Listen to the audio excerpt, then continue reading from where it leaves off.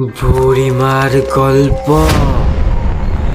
এখানে কোনো গল্প নয়, বাস্তব ঘটনা শোনানো হয়।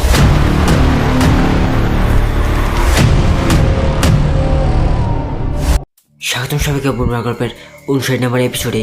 আমি তোমাদের ছোট চন্দ্র। আজকে এই মঙ্গলবার সন্ধ্যায় একটা স্পেশাল এপিসোড নিয়ে চলে এসেছি। মঙ্গলবার আর শনিবারের এপিসোড মানে দেখ ধামাকাদার এপিসোড। আজকের এই গল্পটা শেষ পর্যন্ত দেখতে থাকুন। এই গল্পে অনেক মজাদার জিনিস আছে। চলুন গল্পের দিকে এগিয়ে যাই। মেদিনীপুর জেলায় একটা প্রত্যন্ত গ্রামে একটা পুরনো শিউলি গাছ ছিল।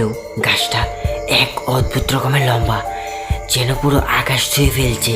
গ্রামের লোকেরা বলতো ওই বট গাছের তলায় সন্ধ্যার পরে বসা মানে নিজের সর্বনাশ নিজে ডেকে আনা। অনেকেই দাবি করতো রাত 12টার পর ওই গাছের তলায় একটা সাদা শাড়ি পরা মহিলাকে দেখা যেত।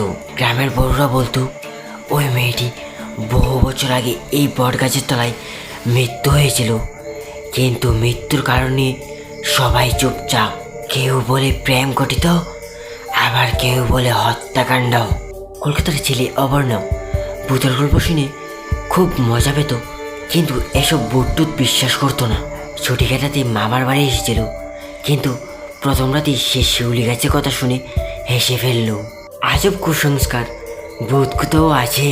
মামা জোর গলায় বলল, যা কিছু বলছিস, কিন্তু বুলো বট গাছের তলায় যাবি না। অবর্ণর মনে তখনই একটা চ্যালেঞ্জ জাগলো।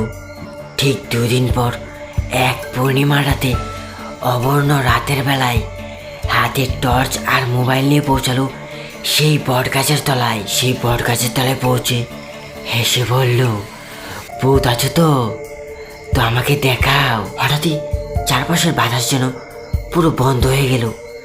চারপাশ পুরো নিস্তব্ধ, গাছের পাতাগুলি জমজম করছিল। তখনই টর্চের আলোটা নেমে গেল।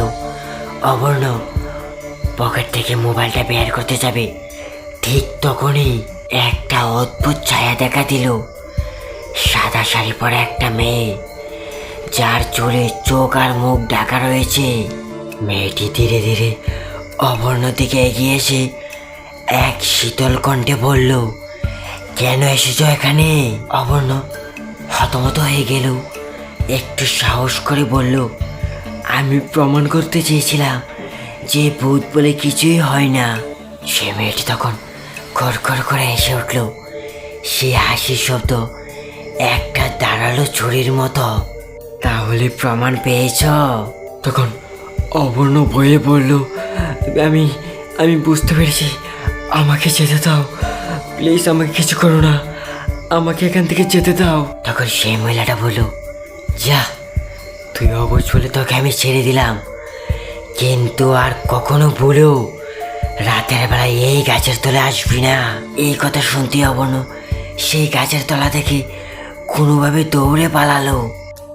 পরদিন সকালে অবর্ণ তার মামাকে সেই রাতের কথা বলতে তার মামা তাকে বলল, এই শিউলি গাছের তলায় একটা বড় জমিদারের বাড়ি ছিল, আর গ্রামের একটা গরিব ঘরের মেয়ে নাম বিন্দু। জমিদারের ছেলে সে মেয়েটির সাথে প্রেমে জড়িয়ে পড়ল, আর সেই মেয়েটি অনেক দরিদ্র ছিল বলে জমিদার এই সম্পর্কটি কোনোভাবেই মেনে নিচ্ছিল না। তাই তারা দুজন পালিয়ে বিয়ে করতে গিয়েছিল, কিন্তু জমিদার তাদের ধরে, আর জমিদার সেই মেয়েটিকে ধরে সেই শিউলি গাছের তলায় তাকে ফাঁসি দিয়ে মেরেছিল। আর তারপর থেকেই তার আত্মা আজও প্রতি রাতে তার প্রেমিকের জন্য কান্না করে। আজকের এই গল্পটি এই পর্যন্তই। আর এই গল্পটি কেমন লেগেছে কমেন্টে জানাবেন। আর আপনাদের কাছে যদি এরকম কোনো গল্প থেকে থাকে তাহলে নিচে দেওয়া জমিলে গল্পটি পাঠিয়ে দিন। আপনাদের দেওয়া গল্পটি আমি ভিডিওর মাধ্যমে তুলে ধরবো। সবাই অসংখ্য ধন্যবাদ ভিডিওটা শেষ পর্যন্ত দেখার জন্য।